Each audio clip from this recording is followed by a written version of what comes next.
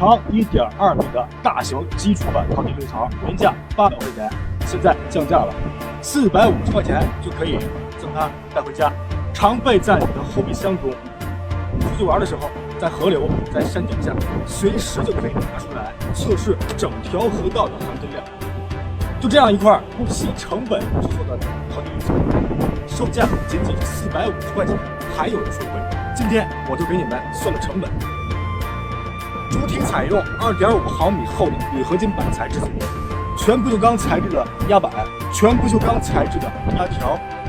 自己开发制作的水晶胶垫，这块胶垫它的开模费用达到17000块钱，